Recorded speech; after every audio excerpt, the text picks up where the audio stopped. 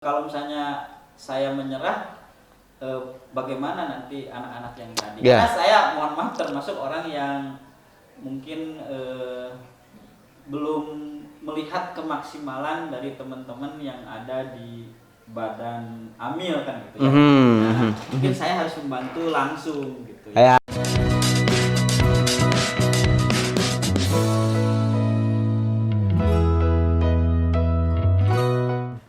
Assalamualaikum warahmatullahi wabarakatuh. Selamat berjumpa kembali pemirsa bersama saya Mang Budi dalam acara Ngober, acara program talkshow yang ada di Pindai TV. Ya, ngobrol tentang berita-berita terkini, terpopuler yang membuat inspirasi, motivasi gitu ya. Nah, pada kesempatan yang berbahagia ini, kebetulan saya datangkan seorang narasumber yang multitalenta menurut saya. Multitalenta. Dia multitalentanya kalau orang Sunda bilang segala bisa. Dia adalah Mang Giovanni Van Rega atau lebih akrab dipanggil Mang Geo. Gitu. Assalamualaikum Mang. Apa kabar? Alhamdulillah sehat. Sehat. Yang penting itulah di kala pandemi gini kita harus selalu jaga kesehatan dan sehat. Gitu. Mang Geo, aduh lama tak bersua akhirnya bisa kami hadirkan nih Mang Geo datang ke studio kami. Terima kasih Mang. Gitu. Langsung saja Mang. Ini banyak yang ini mungkin ada bertanya di kalangan pemirsa ini siapa sih Mang Geo nih gitu loh. Nah, sedikit cerita Mang. Siapa sih Mang Geo nih sebetulnya? Ya, sahabat Mang Geo yang ada dimanapun, Mang Geo hanya seorang manusia ciptaan Allah ya, yang merupakan pada saat ini adalah seorang penulis dan seorang pengasuh pesantren yatim Duafa Al-Kasab, yang dulunya adalah seorang pedagang asongan selama 18 tahun. Nah itu ya, tidak ada yang aneh, tidak ada yang bagus, tidak ada yang spektakuler. Betul. Teman-teman yang ada di sana lah yang spektakuler. Tapi kan ini Mang Geo, tapi ada yang menarik tadi barusan dari Mang Geo bahwa Mang Geo itu sekarang ini mempunyai sebuah pesantren padahal dulu hanya sebagai pedagang asongan selama 18 tahun. Nah, berarti selama 18 tahun itu ada peningkatan mutu kehidupan dong. Nah, ini yang perlu dalam artian saya gali atau Pindai TV gali dari seorang Mang Geo agar ini menjadi sebuah motivasi. Motivasi untuk penonton pemirsa semuanya gitu. Bagaimana dari seorang pedagang asongan hingga menjadi seorang yang hebat seperti sekarang ini. Itu kan. Jadi gini gitu. Gimana ceritanya? Jadi gini teman-teman sekalian, bahwa sebetulnya membuat pesantren itu adalah bab ke-12 gitu ya, kalau misalnya dari buku mah. Jadi bukan langsung membuat gitu, tetapi itu adalah bab ke-12 setelah perjalanan yang begitu panjang. Saya membuat pesantren itu di usia 35-an lah gitu ya. Sekarang udah berkurang umurnya jadi 28. Iya kan? Siap. Ya, lanjut. Jadi di 33-an lah gitu saya membuat pesantren ini. Jadi ini adalah bab ke-12 atau bab ke-10 di mana waktu sebelumnya bukan seperti itu. Saya seorang pedagang asongan 18 tahun, dagang setiap yang makanan bapak-bapak atau ibu-ibu atau teman-teman yang dimakan itu pasti saya pernah dagang itu. Kayak eskado, kayak cuanki. Pernah makan cuanki, saya temayar tambah. Aduh. Jadi saya potong, beliau ini dulu jualan cuanki di depan kampus. Ya, di depan kampus. UIN. Ya. UIN ya? Di Cibiru. Di Cibiru, siap. Campur di SSC, tapi banyaknya mah dagang rokok. Saya tapi tidak boleh disebutin. Saya adalah pedagang rokok yang tidak pernah merokok seumur hidup. Nah, apa gitu. Karena siap. ibu saya melihat sendiri, ibu saya sakit paru-paru dan itu sampai muntah di depan saya sendiri, meninggalnya kan begitu ya. Nah, maka sampai saat itu saya trauma pernah mengenyot ya. Mengenyot itu bahasa Sundanya Mensedot. Oh, mensedot. Mengisap. Tidak pernah saya menghisap rokok satu kenyot pun karena trauma. Padahal saya dagang rokok ya. Nah, jangan sampai ditiru. Jangan sampai tiru, betul. Merokok itu tidak baik untuk kesehatan. Tapi sangat gampang untuk jualan. Aha. Tidak gampang soalnya dikelek gitu. Jeung tara buruk. Iya, betul. Nah, itu kan banyak ya di kebanyakan saya dagang di Cicaheum, terus kemudian dagang rokok di daerah alun-alun. Jadi semua orang alun-alun pernah digebukin orang di Garsibu dan sebagainya karena dagang aqua dan sebagainya. Itu adalah kegiatan saya. Gitu. Nah, Mang Gio, saya bukan punya cerita, saya dengar cerita bahwa Mang Gio sebetulnya orang yang prihatin dulu waktu kecilnya. Ya, saya memang dari kecilnya bukan prihatin ya.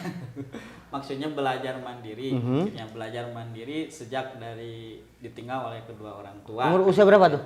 Usia 6 tahun. 6 tahun ya, sudah yatim piatu. Sudah yatim piatu, terus kemudian saya mencoba ditinggal di bibi, gitu. Tapi bibi punya anak 7. Akhirnya saya harus hidup mandiri. Saya banyak di jalan, tapi paling lama itu sambil dagang itu jadi takmir masjid. Makanya mohon maaf ya, tapi tong kageran. Saya soleh. Kenapa pakai ini? Siap. Soleh. Siap. Rock and roll, siap. Musik rock and roll. Lanjut. Jadi sebetulnya kalau misalnya makan sampai dianterin orang, sakit itu udah biasa. Nah, tapi makanya saya sampai di frame ulah nepikeun ka batur peurih jiga saya. Ulah nepikeun ka barudak anu yatim piatu peurih jiga abdi. Nah, ini akhirnya itu muncul sampai akhirnya di bab 12 tadi gitu. Saya membuat pesantren yatim dan duafa. Gitu. Itu ketika Mang Gio bikin pesantren pasti harus punya modal dong. Ya, gitu. Ya kan harus punya modal. Ya. Modal dari mana? Kan Mang Gio sebagai pedagang kosongan dulu tuh. Gimana ceritanya tuh? Jadi ceritanya sebetulnya saya pernah menjadi sukses. Ya. Maksudnya sukses itu karena sukses itu berjenjang ya, setiap berpikir orang itu beda suksesnya. Ya. Ada orang yang mengatakan misalnya yang teman-teman saya di jalanan suksesnya lamun menang 20.000 pas dagang. Nah, saya juga pernah sukses. Sukses itu artinya bahwa saya pernah jadi dosen di 5 universitas. Itu makanya saya bilang sekarang mulai sedikit terkuak siapa Pak? Siapa Mang Gio nih? Jadi dosen di 5 universitas. Lanjut. Saya pernah jadi dosen di 5 universitas, terus kemudian saya pernah menjadi motivator Asia Tenggara, gitu. Terus kemudian saya juga sering ceramah kemana-mana, dan akhirnya saya merasa suatu saat saya ketika di jalan naik mobil, gitu ya, nyupiran mobil, terus kemudian saya ngelihat ada anak-anak di jalanan pada minta-minta, terus kemudian saya kemudian merasa terenyuh bahwa saya kok selama ini memperjuangkan hidup saya sama keluarga saya, sementara gen saya itu kan gen saya yang di jalanan itu nggak pernah diperhatikan. Maka kalau saya hanya begini, hanya jadi dosen, misalnya kan saya dosen di UIN, dosen di Uninus, kemudian di Poltekkes Kemenkes Bandung, di Akbid Syara Putri, saya juga dosen di STI Nur Algoji Bekasi. Kalau saya hanya begitu, saya hanya makan untuk keluarga saja, gitu. Makanya saya ingin berubah. Saya tuh ingin menyelamatkan mereka karena saya ini sampai sekolah tinggi, misalnya tinggi TA, tinggi ting lah segitu ya. Siap. Itu kenapa? Saya hanya berpikir untuk pribadi. Maka dari situ saya merubah untuk membuat pesantren. Nah, saya potong lagi sedikit. Anda bisa menjadi seorang dosen, Mang. Ya, ada pertanyaan yang menggelitik. Kan Anda tadi sebelumnya bercerita bahwa Anda tuh sempat dikata-katain bodoh sama itu gimana ceritanya itu? Ya. Jadi teman-teman sekalian, bahwa ternyata dalam sebuah teori, gitu ya, teori yang dibuat oleh saya, pinter itu ada waktunya. Pinter itu kalau misalnya teman-teman sekolah, misalnya dari SD merasa bodoh, SMP merasa bodoh, SMA, S1 oke, nah ya asa GPY, terus sekolah. Nanti akan ada suatu masa di mana mohon maaf kepintaran teh muncul. Gitu. Jadi pinter teh dan itu sudah dibuktikan. Dan itu terbukti. sebetulnya saya ya karena saya terlambat panas. Jadi sebetulnya pintar itu menurut saya ada waktunya. Mungkin ada waktunya pas mau meninggal. Atau pas meninggal mungkin gitu. Nah, ini ada waktunya, ada momen di mana kepintaran seseorang itu sama Allah itu dibuka. Jadi ada makanya Al-Kasam itu ngebuka. Kepintaran itu ada waktunya, tapi jangan bosan-bosan untuk terus belajar, ya kan? Saya juga sama, saya adalah seorang yang kata dosen saya sampai pembimbingan disebut goblok-goblok ting ya mahasiswa. Sampai kan kalah. Mahasiswa bohong, mahasiswa bodoh, bisa nulis waktu proposal ya kerana pemikiran teh apa, bikin proposal gimana, didegung-degung ke teh cenah. Naon cenah gawe gitu Pak, gawe saya dagang. Nah, akhirnya saya merasa bahwa oh benar, saya emang tuh bisa nulis. Ya. Terus kemudian saya juga kuliah lagi karena ada satu hal anggar disebut blow on, bahkan menjadi sebagai contoh bahwa ini adalah murid atau mahasiswa yang paling jelek di kampus ini. Sampai dapat predikat itu. Tidak bisa menulis. Sampai dapat predikat itu. Bahkan di media-media sosial saya bahkan dia menulis bahwa tulisan kamu adalah tulisan kambing. Nah, gitu. Ini menurut seorang profesor. Gitu. Sampai akhirnya saya merasa bahwa benarkah saya tuh seumur hidup tuh bisa nulis gitu ya. Kenapa sih nulis tuh orang tuh bisa gitu. Kenapa sih saya teh meni blow-blowan tuh apakah benar orang lain tuh mencapai blow-on tuh asli gitu ya. Nah, akhirnya saya kemudian membaca diri dan akhirnya saya nyobain nulis. Nulis teh sekalian we nyelenceng gitu dan akhirnya saya mendapat 9 buku. 9 buku sekalian. Dan kepada dosen yang tadi saya bilang, "Pak, saya sudah nulis salapan." "Hah? Aing wae cenah genep." Berarti saya salah karena 7 kan gitu kan. Aduh, ya. Jadi, kemudian itu semester 2 jadi contoh mahasiswa di S2 jadi contoh mahasiswa yang mungkin nanti berpengaruh terhadap kebijakan penerimaan mahasiswa baru. Jangan sampai seperti si Giovanni. Sampai ada PMS semacam gitu ya. Nah, akhirnya di semester 3 karena saya edan-edanan menulis, akhirnya saya menjadi ketua jurnal. Gitu.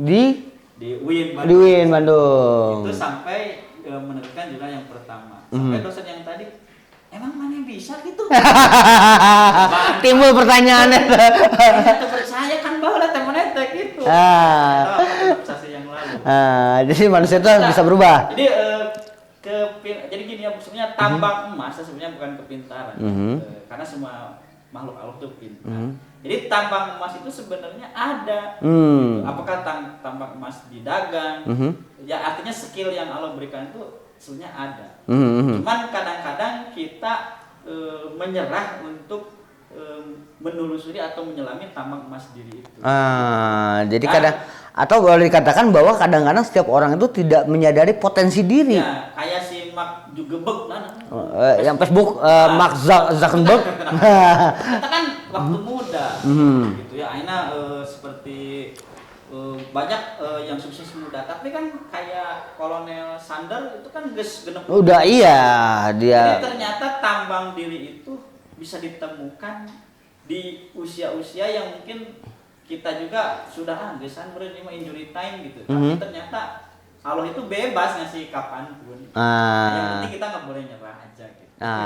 Itu quote terpentingnya. Yang penting jangan menyerah, terus menggali potensi diri, terus belajar untuk mencapai hasrat atau ini yang diinginkan. Oke, Kang, kembali ke masalah tadi Al-Kasyaf nih. Ya, kan sempat menjadi trending tahun 2017 bahwa trending topik karena pesantren terusir karena konsepnya memang saat itu mungkin Mang Gio mendirikan pesantren dengan keuangan ala kadarnya lah ya, boleh kan, sehingga kemudian ada bukan ada isu saat itu Al-Kasyaf tidak mampu membayar kontrakan sehingga binaan atau para murid di Al-Kasyaf itu terusir. ceritakan sedikit Bang. Ya, jadi sebetulnya Al-Kasab ini adalah pesantren yang sangat kontroversial, gitu ya.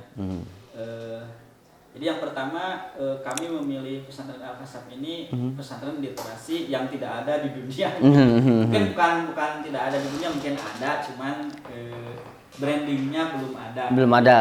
Karena kenapa pesantren literasi? Karena yang Agim sudah hati, Gontor sudah bahasa, Salafiyah sudah kitab, terus kemudian Pak Yusuf Mansur sudah Sodako, gitu ya. Ada yang belum itu menulis, karena saya tadi basicnya menulis. Nah maka saya ingin mengembalikan bagaimana supaya kita itu si pesantren itu bukan saja hanya membaca kitab, tapi kita produksi kitab. Itulah yang sebenarnya ulama-ulama Salafiyah atau Imam Syafi'i gitu ya, yang saya selalu hormati. Jadi Imam Syafi'i itu kemana-mana bawa sajadah dan alat tulis. Nah, kenapa kita sebagai penerus Imam Syafi'i tidak membawa alat tulis? Harus laptop lah. Ya. Nah, Al-Kasab juga sebetulnya dengan modal saya balas dendam tanda kutip, yang murah balas dendam karena baheula saya jika maranehna jika barudak anu teu pararuguh, anu luntang-lantung di jalan, saya harus balas dendam dong, udah dalam tanda petik sukses saeutik gitu. Ya karena pada dasarnya kita itu alhamdulillah ya sukses gitu ya. Nah, kenapa kita tidak membuat itu? Saya membuat dengan 7 orang gitu. Saya udunan semuanya gitu. Dan akhirnya mengontrak, tapi ternyata yang 6 orang pas waktu 2 bulan itu mengundurkan diri, sudah tidak kuat karena makanya orang kudu ngabiayaan dulu. Ya akhirnya saya ketempuhan. Siap, sambil diminum kopinya sambil dulu Bang. Saya ketempuhan, alah kumanya, makanya ini sudah jadi doa, doa di cancel. Iya betul. Mohon maaf ya Allah, doanya di cancel. Nah, sebetulnya pendirinya itu 7 orang, yang 6 itu kabur, gitu. Dan semuanya sebelum kabur semuanya membawa uang. Misalnya gini, saya dulu udunan akte yayasan 300.000 beli di Canang. Saya dulu nyimpen kontrakan 500.000 beli di Canang. Sampai semuanya saya habis. Sampai sama keluarga saya ribut. Nah, sih berjuang ke nukar itu. Iya. Nah, akhirnya jadilah pesantren Al-Kasab ini cuma saya sendiri. Tapi saya kalau misalnya saya menyerah, bagaimana nanti anak-anak yang tadi? Karena saya mohon maaf termasuk orang yang mungkin belum melihat kemaksimalan dari teman-teman yang ada di badan Amil kan gitu ya. Mungkin saya harus membantu langsung gitu ya. Ya, betul.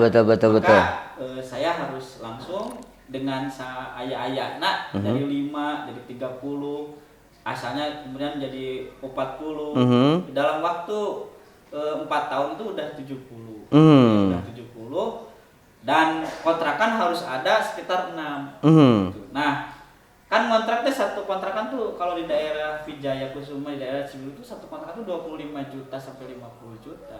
Di mana uangnya? Sedangkan makan juga kita sulit. Dan kita tidak mau tergantung juga sama pemerintah karena yang pertama pemerintah susah untuk mengerti. Jadi tapi pernah meminta bantuan kepada pemerintah pernah? Saya pernah minta bantuan ke berbagai lembaga-lembaga. Dibantu? Belum. Sudah cukup. Biar nanti mereka mau sendiri. Insya Allah kapalin. Gitu loh, siap ya. Tapi akhirnya gini, nah ini yang hebohkan. Nah ceritanya yang kita bisa habis ini kontrakan teh, ayeuna mah urang dina tenda. Nah, saya tadi disebut ke kontrakan teh habis. Iya. Ada karunya bisa mental jatuh. Mental anak-anak asuh. Lah ini orang dina tenda si jalan. Sambil saya nyari ada nggak uang untuk kontrakan. Iya, gitu. Karena itu pada posisi sudah diusir atau terusir atau habis? Udah habis. Kan jadi gini. Diusir oleh pemilik. Nyakieu mana duitna cenah. Kan ada 4 kontrak. Kan kita kontrakannya 6 bulan sekali. Oh iya. Nah, ini ditaikkan 5 juta. Ini ditaikkan. Akhirnya harus ada sekitar 80 juta. Gimana tuh makan ngese? Iya. Ya sudah kalau begitu kita pakai tenda aja. Mhm. Karena saya berharap lah insya Allah lah dengan di tenda oke, mudah-mudahan dalam waktu 1 bulan ada lagi sambil kita nyari-nyari kontrakan yang murah. Pas ternyata dijajar di situ anak-anak meureun resep barudak mah dan kayak masalah. Iya. Nah ternyata ada wartawan. Ya naonan cenah kan. Ya ini biasa kan ketenan teh kalebet nyata aya justru ieu teh. Kita nunjuk ada ieu kan atas kontrakan kita can aya. Wah, kalau begitu ini saya akan tulis nih. Ini kekuatan pers ya, kekuatan media. Kekuatan media. Nah, makanya saya sangat menghargai teman-teman dari media. Itu kalau melihat fakta yang sebenarnya akan luar biasa. Ya, siap. Kemudian akhirnya ditulis Kang cenah anjing bakal heboh. Cenahnya bakal aya orang-orang besar ka dieu akan tong soak emang aya naon cicing mah cenah akan tingali we cenah saya mah rek kieu terus lompat pemenangan saya bos siap laksanakan. Dan akhirnya benar besoknya rame. Ya dari dinas sosial rame. Ini cenah kalian cenah gimana cenah saya jadi malu loh. Kenapa malu? Saya dari dulu juga tidak pernah hubungan sama ibu kan. Iya. Saya dari sampaikan Kak bantuan dari ini ada juga. Ini pesantrennya. Pesantren apa? Kata saya pesantren yang basisnya kitab kuning, pesantren yang Sapina dan sebagainya. Oh, ini nanti dibantu oleh siapa yang sekarang jadi Menteri Agama? Gus Yakut. Jadi Gus Yakut pernah membantu. Terus kemudian dibantu juga sama apa namanya? Sama dulu ada calon-calon gubernur. Kang Deddy Mulyadi. Ya, Deddy Mulyadi. Terus kemudian dibantu oleh Pak Dandim ya. Pas semua ngebantu gitu. Ada yang ngebantuin kasur. Ini kenapa nggak bilang? Saya kan udah bilang oke, belum tentu diterima kan. Kemudian kudu kieu heula. Karena orang Indonesia itu kalau udah terjadi baru KB sadar. Ya, betul. Tapi nggak tahu ini mah mungkin itu mah sayanya aja yang sudon. Tapi kenyataannya mah enggak. Kenyataan enggak salah lagi. Nah, dari situlah kemudian heboh kemana-mana. Akhirnya datanglah seorang yang sampai sekarang yang kami hormati. Beliaulah yang memberikan tanah. Jadi dapat wakaf atau gimana? Dapat wakaf. Sok cenah orang diwakafkeun. Tapi jangan banyak cari saya. Gitu. Ya saya mah insyaallah ikhlas. Nah, silakan. Dan saya bangunnya juga sendiri-sendiri sambil misalnya Pak badai nggak bangun di paling mana. Jadi kita sistemnya terima kunci. Ya ada donatur yang ngebangun, saya nggak bangun 2 kali 3, saya nggak bangun 4 kali. Iya. Jadi namain gedung itu. Sesuai dengan donaturnya. Jadi supaya nanti keturunan saya nggak, wah ini mana bapak saya loh. Ini yang umat Islam. Dan pesantren Al-Kasab adalah pesantren yang gratis sampai kiamat. Karena sekarang belajar agama, mohon maaf mahal.